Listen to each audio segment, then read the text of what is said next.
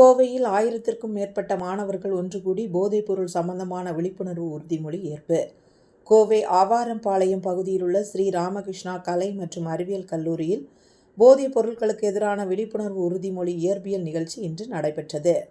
இதில் கல்லூரி வளாகத்தில் உள்ள கிரிக்கெட் விளையாட்டு மைதானத்தில் 1000க்கும் மேற்பட்ட மாணவ மாணவியர் ஒரே நேரத்தில் ஒன்று கூடி மாநகர காவல்துறை முன்னிலையில் நோன் ட்ராக் என்ற போதைப்பொருள் தடுப்பு விழிப்புணர்வு உறுதிமொழி ஏற்றனர்.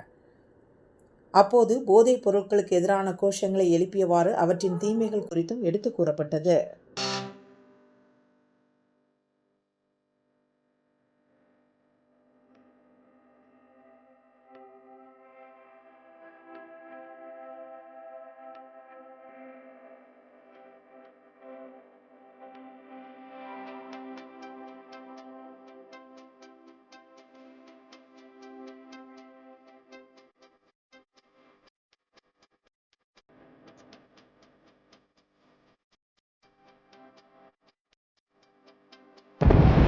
போதை பழக்கத்தால்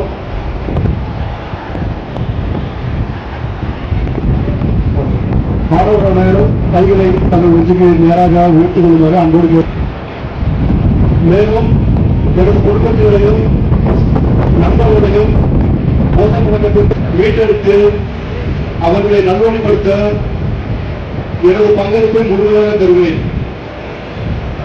போதைப் பொருட்களின் உற்பத்தி அதன் நுகர்வோரிடத்திலிருந்து மேல இருக்க நான் அர்ப்பணிப்புடன் பங்காற்றுவேன் என்று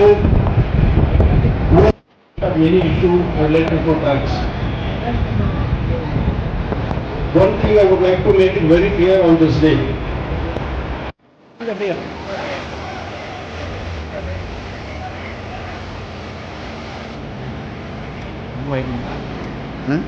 Không quay.